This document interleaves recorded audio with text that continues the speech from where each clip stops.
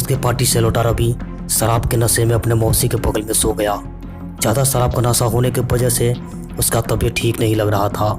उसने अपने मौसी को जगाना चाहा, लेकिन जैसे ही मौसी को जगाने के लिए उसके शरीर पर हाथ रखा, लड़का का पैरों तरह से जमीन खिसक गई। मौसी पूरी तरह से नग्न अवस्था में थी और अपने प्राइवेट पार्ट में उंगली डाल रखी थी। इसके बाद जो कांड हुआ जानकर आप दंग रह जाएंगे। पूरी बातें जानने के लिए वीडियो को अंत जरूर देखें और चैनल पर नए हो तो वीडियो को लाइक करके चैनल को सब्सक्राइब कर लीजिए। एक कहानी उत्तर प्रदेश के लखीमपुर जिला में रहने वाली एक लड़की वंशिका और उसका भांजा रवि की है। वैसे तो वंशिका की शादी हो चुकी थी और शुरुआत में वो अपने ससुराल में बहुत खुश भी थी, लेकिन कुछ दिन बाद वंशिका को घर का कामकाज नहीं आने की वजह से उसके सास और पति से झगड़ा होना शुरू हो जाता है। उसका सास लड़की को ताने मारने लगती है और कहती है कि तुम दहेज में कुछ भी नहीं लेकर आई हो। ये सब चीज़ का वंशिका को बहुत बुरा लगता है, पर फिर भी वंशिका अपने ससुराल वालों का दिल जीतने का बहुत कोशिश करती है, पर जीत नहीं पाती है। इस सब चीज़ों से वंशिका बहुत ज़्यादा परेशान हो जाती है और इसके बाद उसका पति वंशिका को उसके माता पिता के पास छोड़ आता है। अब वंशिका बहुत रो रही थी, उसे समझ में नहीं आ रहा था कि क्या करे। वो अपने माता पिता के साथ रह रही थी, आसपास के लोग ताना मार रहे थे। जिसके बाद ये बात अपने एक रिश्तेदार को फोन करके बता देती है और वंशिका अपने रिश्तेदार के यहाँ रहने लगती है। वहाँ उसका एक भांजा रहा करता था जिसका नाम रवि था।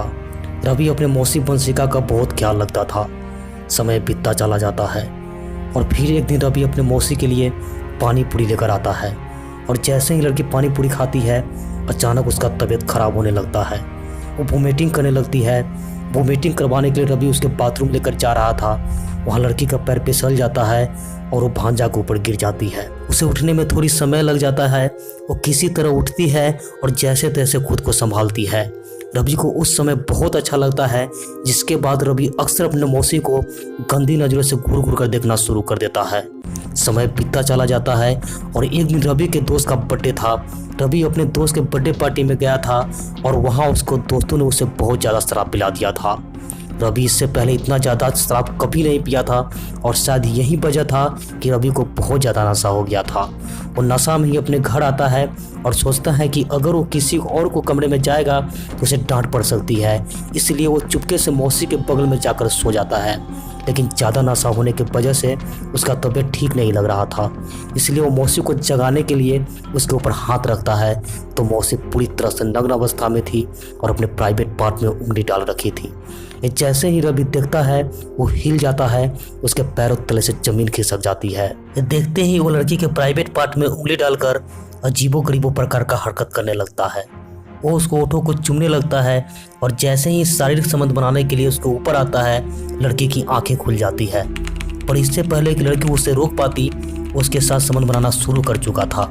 जिसके बाद लड़की अपने आप को बचाने की बहुत कोशिश करती है पर बचा नहीं पाती है और सुबह हो जाती है। सुबह होते ही लड़की उसके सामने रोने लगती है और कहती है कि तुमने मेरे साथ बहुत गलत किया है। जिसके बाद रवि उससे माफ़ी मांगने लगता है और कहता है कि जो हुआ सब शराब के नशे में हुआ, अब मैं दोबारा ज़िंदगी में कभी ऐसा नहीं करूँगा, प्लीज़ मुझे इस बार माफ़ कर दो।